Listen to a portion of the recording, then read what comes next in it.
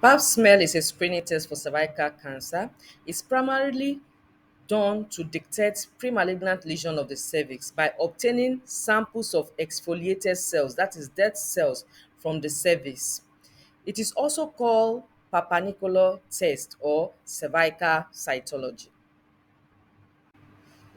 George M. Papanicolaou introduced cervical cytology in clinical practice in the year 1940, and in 1945, the American Cancer Society endorsed pap smear as an effective method of prevention of cervical cancer. Many nations now have national cervical screening program in their curriculum. The significance of pap smear cannot be overemphasized. It helps us to detect precancerous and invasive cancer of the cervix in the early stages. Hence, we are now able to initiate treatment as soon as we screen and the patient is positive. We go for diagnostic test, and if the diagnostic test indicate that the patient has cervical cancer, we start treatment as early as possible. This has helped to halt the progression of the disease, and mortality rates has reduced significantly. And figure has it that cervical cancer has reduced by 86 to 90%. Why cervical screening? Cervical screening is important based on all that I've said, and it is also feasible. We can easily access the cervix to take smell. There is also long natural history of cervical carcinogenesis. The period of transition from premalignant lesion to cancer of the cervix, full-blown cancer of the cervix, takes about 15 to 20 years. And so, with this screening, we can halt the progression. There is also relative conservative treatment for premalignant lesion, like we have ablasive therapy, we have excisions. So excision therapy can be used, ablasive therapy can be used, so it is treatable and it is also cost effective. So recommendation for when to begin pap smear. According to FIGO, there is no global consensus on age to begin or interval of screening. In developed countries such as United States of America, screening is initiated at the age of 21 or within 3 years of commencement of sexual activity, and it continues until the age of 65 or 70. In other countries, such as England, screening is initiated at the age of 25. It is performed every 3 years up to the age of 49, and then every 5 years until age 65. But in middle resource countries, screening is not consistent due to so many reasons. And so for these countries, it is recommended to commence screening in the mid-30s and then conducted every five years, or to we conduct it every five years after you start it in the mid-30s. If only one time screening is to be done or is available, then it should usually be performed between 35 to 40 years of age.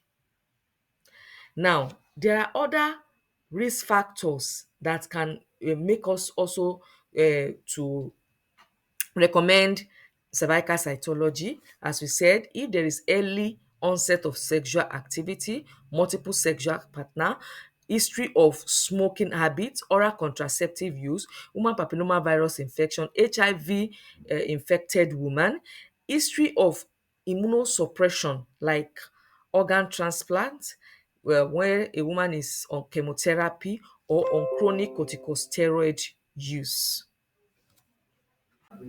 Instruments for pap smear: examination table, light source, metal or plastic speculum, cervical spatula and cyto brush, liquid based cytology container, glass slide and fixative.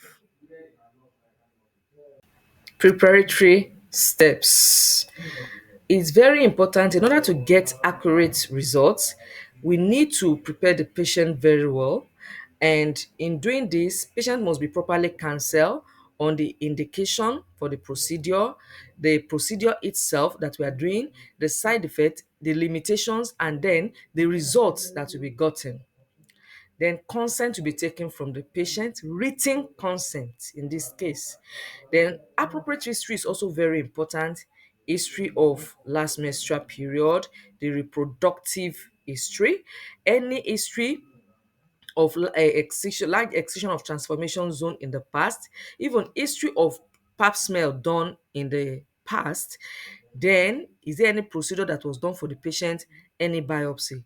These are very essential. So once it is done, we ensure that this procedure will be done in a private place, either in a clinic, but we must ensure privacy. And then we ensure that all the materials are ready, the instruments we need to carry out the cervical cytology, all the instruments are valuable. The glass must be properly labeled, the cytology form must be properly filled. Patient must be asked to empty the bladder, and a chaperone must be present during the procedure. Still part of the preparatory steps, we need to counsel the woman to tell her that the procedure will be done from 10 to 18 days of the menstrual cycle, any day from that time. Then she must avoid sexual intercourse 48 hours prior to the procedure. She should not use tampons 48 hours prior to the procedure, no douching, no vaginal contraceptive use or medication within the vagina. And this is just to prevent alteration of the result, because most of these things will alter the accuracy of that result. There are two acceptable methods: the liquid-based method and the conventional method. The liquid-based method involves collecting cells from the transformation zone of the cervix by using a brush and transferring the cells to a via of liquid preservative, that's the ethyl alcohol. The conventional technique involves collecting cells from transformation zone as well, that's the transformation zone of the cervix, by using a brush and a spatula, then transferring the cells to a slide before fixing it with the preservative. So the difference is just in the liquid based one, it will be once you collect it, you directly put it inside the liquid preservative. And it has advantage, in fact advantages. One, with the liquid based method, you can also do testing for a human papilloma virus, gonorrhea and chlamydia just from a single collection. Theoretically, the liquid based technique has the advantage of easier interpretation. It can be easily interpreted, fewer unsatisfactory results, and the filtering of blood and debris. You can easily filter the blood and debris from it. Now, interfering factors: vaginal discharge, blood and lubricant. This can interfere with the interpretation of pap smear. So many clinicians prefer to either use water or small amount of water lubricant in order to get the accurate results. The procedure: place the woman in modified lithotomy position, wash and dry your hands, wear sterile gloves, then reassure the woman that it will not be painful. But if there is any time she feels pain, she should alert you. Then gently pat the labia with your left thumb and index finger. Gently insert the speculum into the vagina without lubrication. If there is need for lubrication, just use sterile water. This is just to avoid altering the result, the accuracy of the result. Then after insertion, retain the speculum by manipulating completely until you have seen the and visualize the ectocervix and the cervical os. Inspect the cervix and vaginal fornices and note your findings. Clean off any obvious cervical discharges or secretions with cotton swab. Don't use chlorhexidine or Savlon. Now insert the spatula with the long tip into the cervical os and the notch end hugging the ectocervix. Rotate the spatula 360 degrees around the cervical os. Then smell the sample evenly on the labeled glass slide using a single uniform motion. You slide it once in one direction like that. Fix immediately by immersing the smell slide into 95% ethyl alcohol or by spraying with the fixative. Next, you insert the cyto brush into the endocervical canal until only the lower roll of the bristle is visible. Then you rotate it 90 degrees. Now then, smell the sample evenly on the labeled glass slide using a single uniform motion. Fix immediately by immersing the smell slide into 95% ethyl alcohol by spraying with the fixative. Gently remove the vaginal speculum and inspect the vaginal wall in the process. Is there bleeding? Is there any abnormality, any pathology seen? Then the speculum itself needs to be inspected to see if there is discharge or blood. Reposition the patient from the modified lithotomy position, thank her, and help her to dress up. Explain the findings to her and discuss when and how she will get the results. In the interpretation of the cytology result, the Bethesda system is the system used. Initially, in 1988, a workshop was held just to eliminate confusion among laboratories and clinicians who were using different or multiple classification system. So they came up with just three categories of adequacy. It's either it is satisfactory, unsatisfactory, or borderline. Then in 2001, the Bethesda system eliminated the borderline category. So it's either it is satisfactory or unsatisfactory. It is satisfactory if there are presence or absence of endocervical, so transformation zone components and any other quality indicator, or if there are presence of abnormal cells like LC, ICL, ASCUS, you say it is satisfactory. On this result, cytology result is unsatisfactory if one, it is rejected because that is was not done at all because it was not properly labeled, slide was broken, it was the biodata of the patient was not properly documented on the form, cytology form. Now, if these things were properly documented and the investigation was done, it was fully evaluated, it could still be unsatisfactory, either because there are presence of obscuring blood and inflammatory cells and other cells like spermatozoa, epithelial cells, lymphocytes, macrophages. They could be obscuring the test. Then the evaluation. Specimens with more than 75% of squamous cell obscure should be termed unsatisfactory, and when 50 to 75% cells are obscured, a statement describing the specimen as partially obscure should be done. That one is okay. The results are typically reported as negative when there's no abnormal cells detected, atypical squamous cells of undetermined significance. This is when there is presence of mild cell changes that may or may not be related to human papillomavirus infection. Then LCO, low-grade squamous intraepithelial lesion, mild cell changes often associated with human papillomavirus.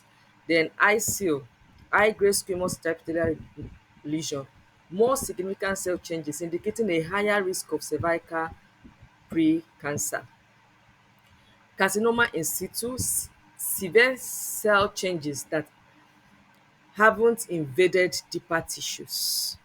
Then invasive carcinoma. I also want us to note that these things may not be there and they could be inflammatory changes. This could be due to infections by chlamydia, gonorrhea, herpes simplex, even candida, and these things can be seen on cytology.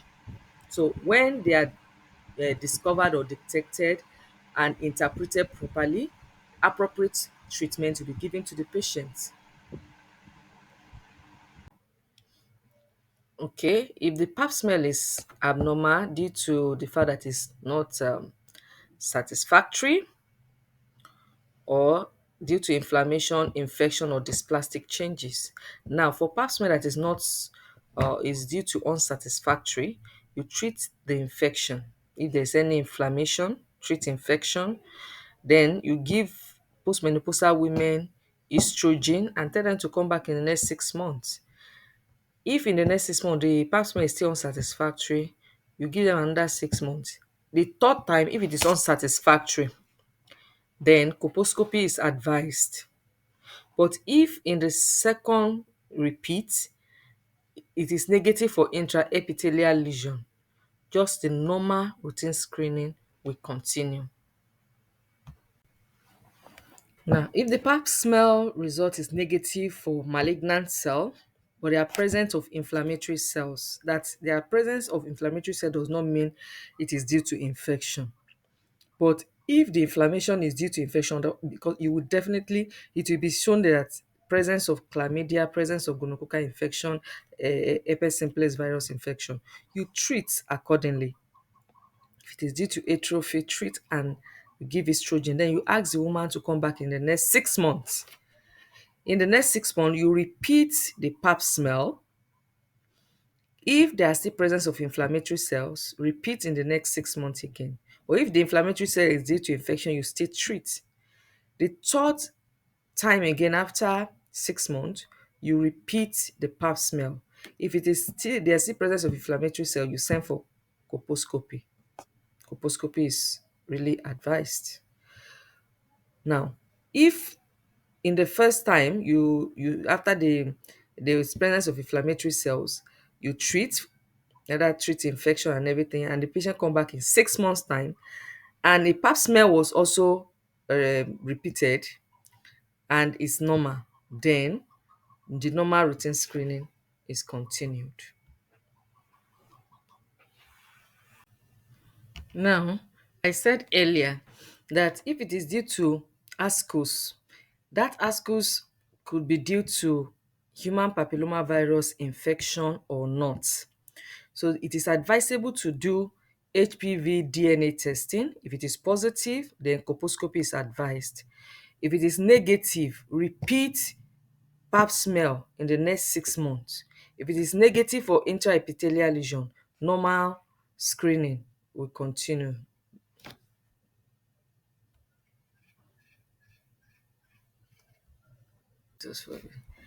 Now, if the cytology test shows low grade intraepithelial lesion, LCL, immediate colposcopy is needed.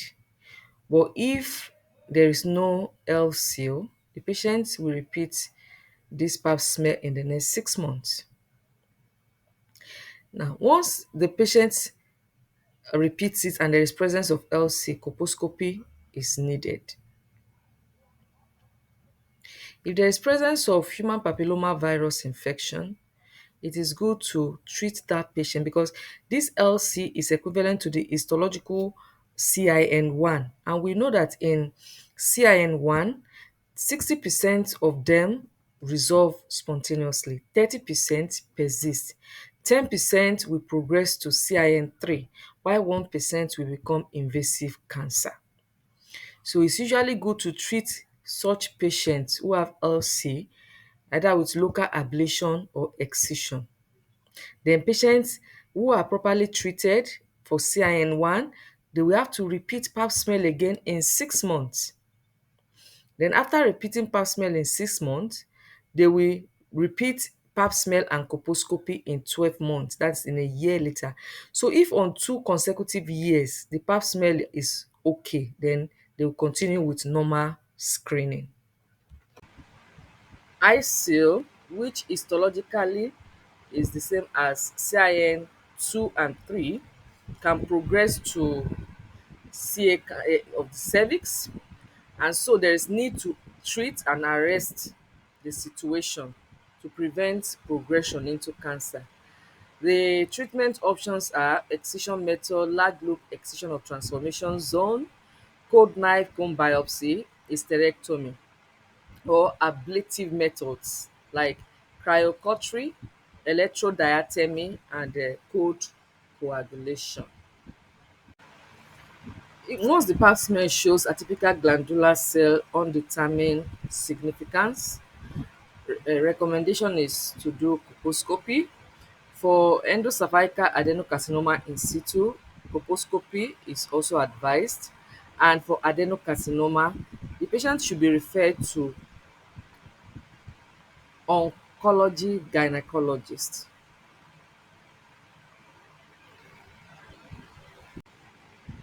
It's also important to know that pregnant women are not excluded from pap smear, and when there is abnormal pap smear, they should be treated appropriately.